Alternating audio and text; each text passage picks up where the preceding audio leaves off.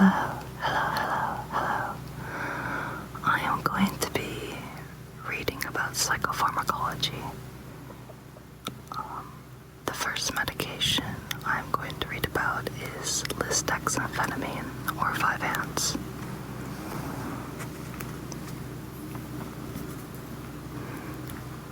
The class it is in is a stimulant.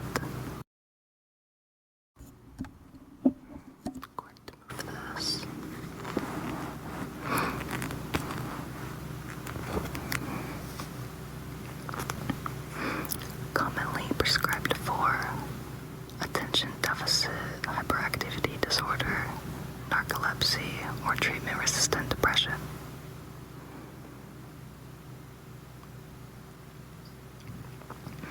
How the drug works. Listex-amphetamine is a prodrug of dextroamphetamine and is thus not active until after it has been absorbed by the intestinal tract and converted to dextroamphetamine. Once converted to dextroamphetamine, it increases norepinephrine and especially dopamine actions by blocking their reuptake and facilitating their release.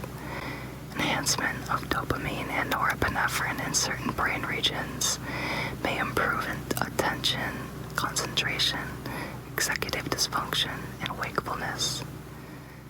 Enhancement of dopamine actions in other brain regions may improve hyperactivity.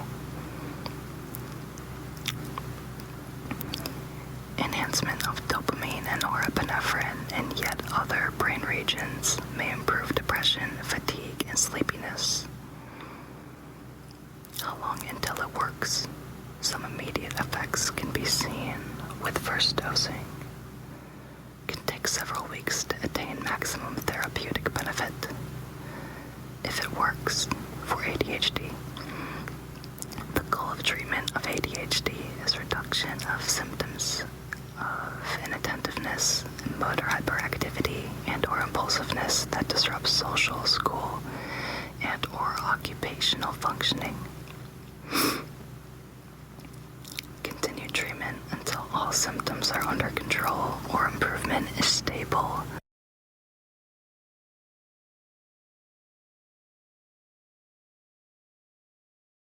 And then, I apologize.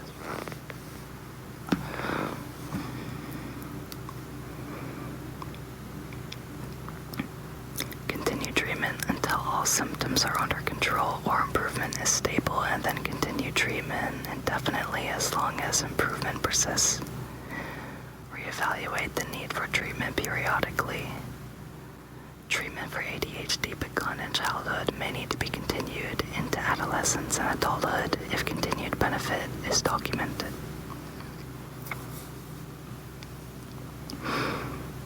If it doesn't work for ADHD, consider adjusting dose or switching to another formulation of D-amphetamine or to another agent.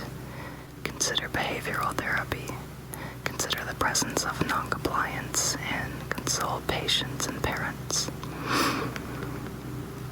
Consider evaluation for another diagnosis or for a comorbid condition.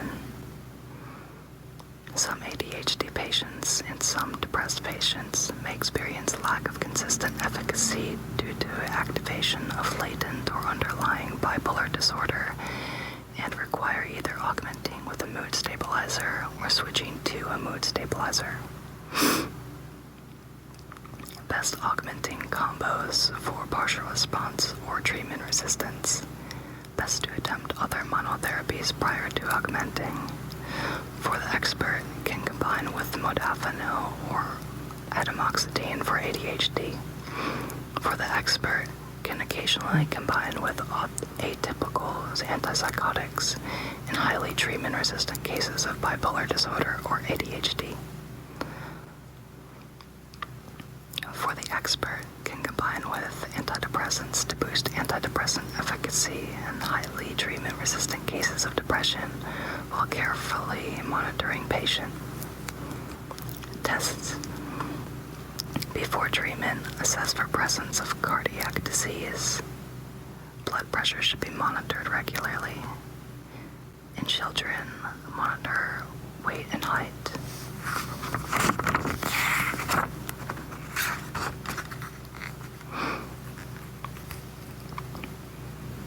How a drug causes side effects. Increases in norepinephrine, especially peripherally, can cause autonomic side effects including tremor, tachycardia, hypertension, and cardiac. Can't pronounce that. Increases in norepinephrine and dopamine centrally can cause CNS side effects such as insomnia, agitation, psychosis, and substance abuse. Notable side effects: insomnia, headache, exacerbation of tics, nervousness, irritability, overstimulation, tremor, and dizziness. Anorexia, nausea, dry mouth, constipation, diarrhea, or weight loss can temporarily slow normal growth in children. Sexual dysfunction long-term, but can also improve sexual dysfunction short-term. Life-threatening or dangerous side effects: psychotic episodes, seizures, palpitations, tachycardia, hypertension, rare activation of hypomania, mania, or suicidal ideation. Cardiovascular adverse effects: sudden death in patients with pre-existing cardiac structural abnormalities.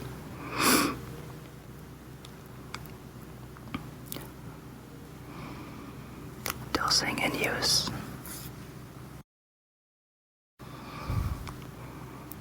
Usual dosage range is 30 milligrams a day. Dosage forms: capsule 20 milligram, 30 milligram, 40 milligram, 50 milligram, 60 milligram, and 70 milligram. How to dose. Initial 30 milligrams a day in the morning can increase by 10 to 20 milligrams each week. Maximum dose is generally 70 milligrams a day.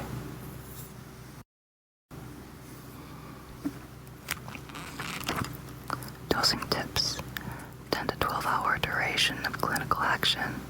Capsules can either be taken whole or they can be opened and the contents dissolved in water. When taken in water, the entire solution should be consumed immediately. Dose of a single capsule should not be divided. Once daily dosing can be an important practical element in stimulant utilization, eliminating the hassle and pragmatic difficulties of lunchtime dosing at school, including storage problems, potential diversion, and the need for a medical professional to supervise dosing away from home. Avoid dosing after the morning because of the risk of insomnia. May be possible.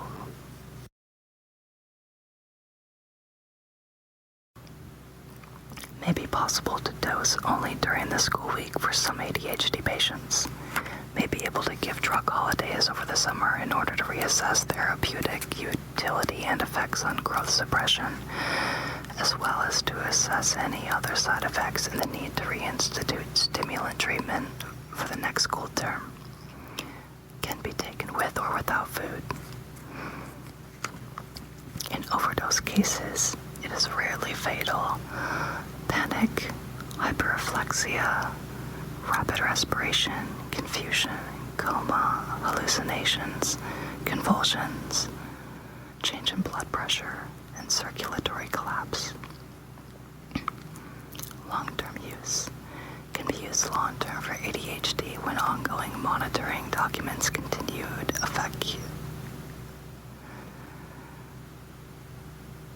Efficacy.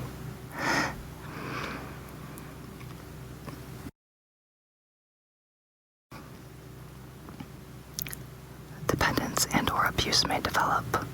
Tolerance to therapeutic effects may develop in some patients. Long-term stimulant use may be associated with growth suppression in children.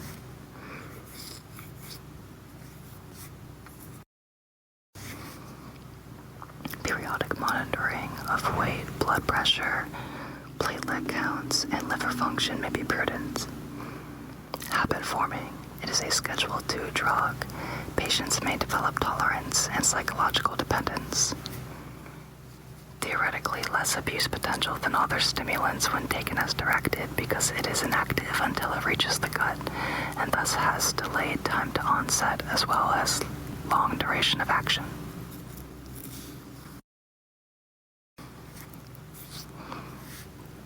How to stop.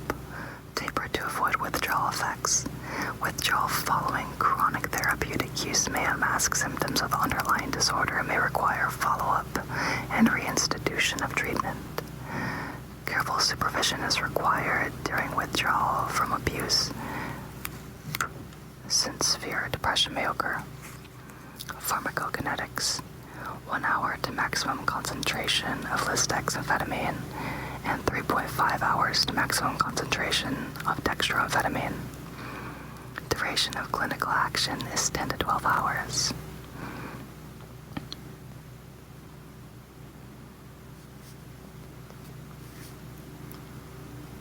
Drug interactions. There's a lot of them. Absorption of phenobarbital. I don't know that one. Is delayed by amphetamines. Theoretically, a typical antipsychotic should inhibit stimulatory effects of amphetamines. Theoretically, amphetamines could inhibit the antipsychotic actions of antipsychotics. Theoretically, amphetamines could inhibit the mood-stabilizing actions of atypical antipsychotics in some patients. Combinations of amphetamines with mood stabilizers is generally something for experts only when monitoring patients closely and when other options fail. Amphetamines may counteract the sedative effects of antihistamines. Haloperidol,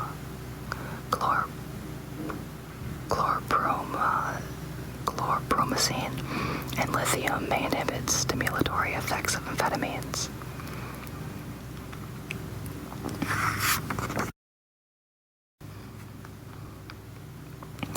Do not use if patient has extreme anxiety or agitation, if patient has motor tics or Tourette syndrome. Should generally not be administered with an MAOI, including within 14 days of MAOI use, except in heroic circumstances and by an expert.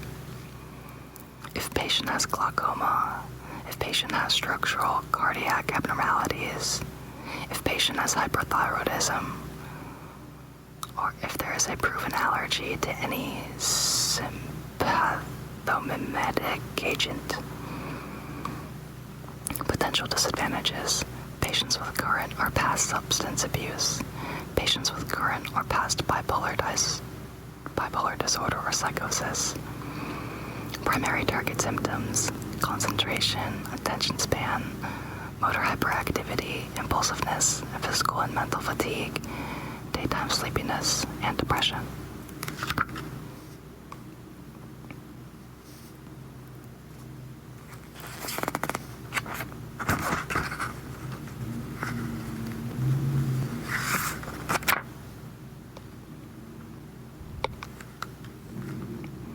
Other warnings or precautions.